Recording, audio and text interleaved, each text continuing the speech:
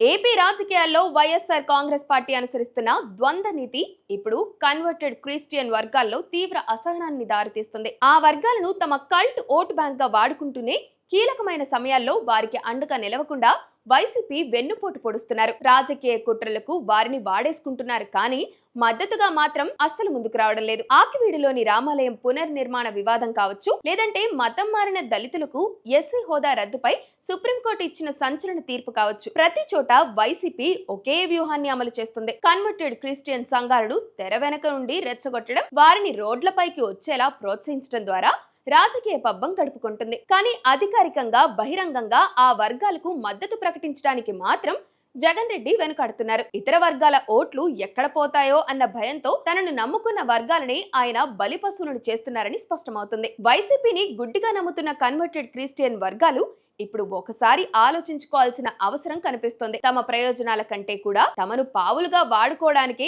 YCP ప్రాధాన్యత ఇస్తుందన్న విషయం తాజా పరిణామాలతో తేట తెల్లమైంది. తెర వెనుక మంత్రాంగం నడుపుతూ సమస్యలు వచ్చినప్పుడు మాత్రం ముఖం చాటేసే నాయకత్వాన్ని ఎంతవరకు నమ్మాలి? నేరుగా అండగా నిలవాల్సిన పార్టీ కేవలం రహస్య మద్దతుతో రెచ్చగొడుతూ ఉంటే అది ఆ వర్గాల వినాశనానికే దారితీస్తుంది తప్ప మరేం జరగదు. తనను నమ్ముకున్న వర్గాలకే వెన్నుపోటు పొడిచే విధంగా వ్యవహరిస్తున్న జగన్ రెడ్డి తీరు భవిష్యత్తులో ఒక ఓటు బ్యాంకు ఆయనకు దూరం కావడానికి ప్రధాన కారణం కావచ్చు. రాజకీయాల్లో నిజాయితీ లేకపోతే అది ఎంతటి బలమైన ఓటు బ్యాంకునైనా తుడిచిపెట్టేస్తుందన్నది వైసీపీ గుర్తుంచుకోవాల్సిన సమయం ఆసన్నమైంది.